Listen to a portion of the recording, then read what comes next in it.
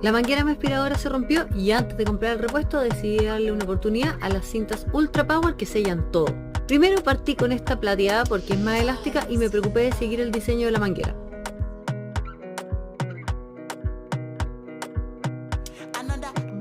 Y para sellar usé la Ultra Power de Tesa, así tenía doble refuerzo.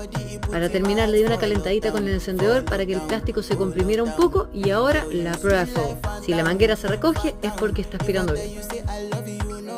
Manguera arreglada, me ahorré un repuesto.